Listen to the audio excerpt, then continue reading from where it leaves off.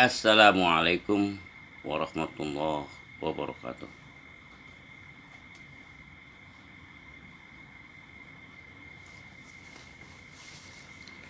Innal hamdalillah nahmaduhu wa nasta'inuhu wa nastaghfiruh wa na'udzu billahi min syururi anfusina wa min sayyiati a'malina. May yahdihillahu fala mudhillalah wa may yudlil fala hadiyalah. Asyhadu an la ilaha illallah wa asyhadu anna Muhammadan abduhu wa rasuluh la nabiyya ba'dah. Wa ala alihi wassalatu wassalam ala rasulillah wa ala alihi wa ashabihi wa man tabi'ahu wa wala wa ba'du. Kaum muslimin yang berbahagia di seluruh Indonesia khususnya dan umumnya secara internasional dimanapun berada. A'udzubillahi minasyaitonirrajim. Bismillahirrahmanirrahim. La yattahidul mu'minunal kafirina awliya'a min dunil mu'minin. Wa may yaf'al dzalika laisa minallahi fi syai'in illa an tattaqu minhum tuqah. Wa yuhadzirukumullahu nafsah wa ilallahil masir. Qul in kuntum tuhibbunallaha fattabi'uni yuhibbukumullahu wa yaghfir lakum dzunubakum wallahu ghafurur rahim. Qul atiullaha wa rasulahu fa in tawallaw fa innallaha la yuhibbul kafirin. Wa man lam yahkum bima anzalallah fa ulaika humuz zalimun fa ulaika humul fasiqun fa ulaika humul kafirun. Saudara-saudara sekalian, ayat-ayat Al-Quran yang barusan saya baca mengandung pengertian bahwa Allah Subhanahu wa Ta'ala melarang orang mukmin itu memilih pemimpin di luar kalangannya, memilih pemimpin yang bukan Islam.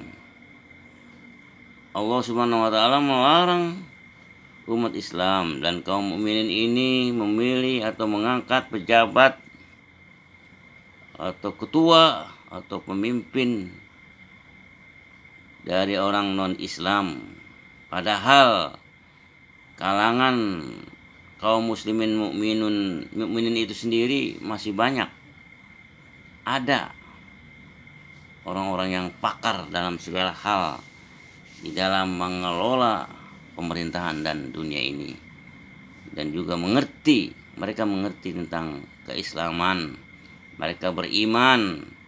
Mengapa kita meninggalkan mereka sementara itu kita meninggalkan mereka dan memakai atau mengangkat pejabat-pejabat, mengangkat ketua-ketua dan pemimpin yang di luar dari kalangan kaum muslimin dan mukminin ini?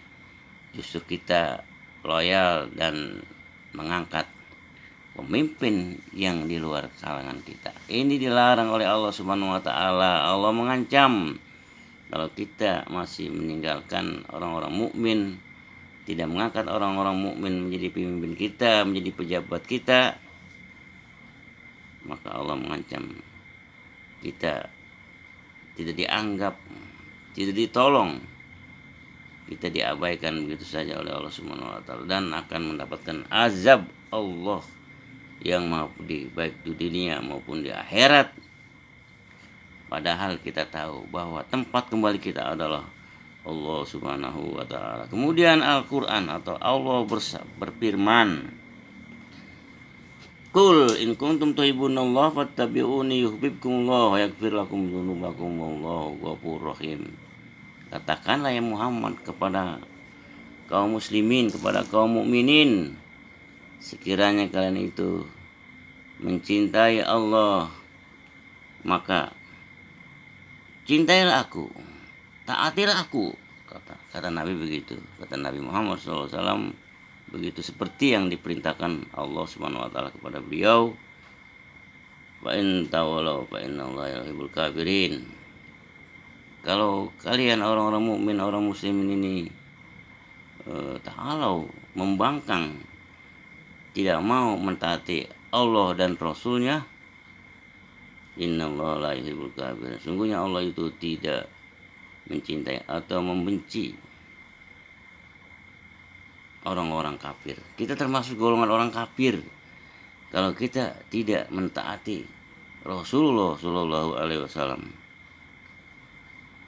In kuntum tuhibbuna fattabi'uni yuhibbukumullah wa yaghfir lakum dzunubakum wallahu ghafurur rahim. Kalau kita mencintai Allah kemudian mentaati Rasulnya, mentaati Nabi Muhammad SAW, mentaati sunnah-sunnah beliau, mentaati hadis Rasulullah yang sahih,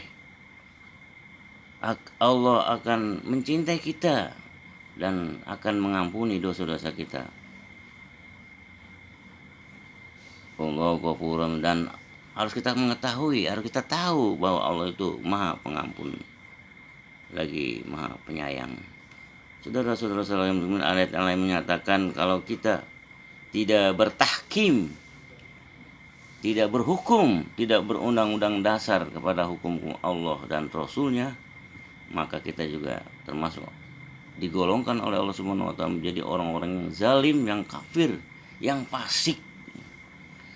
Saudara-saudara sekalian, saya berusaha bicara di sini tidak berdasarkan sentimen dan emosional ya, dan juga menggunakan kata-kata yang totokromo, yang berbudi pekerti, bukan yang kasar begitu.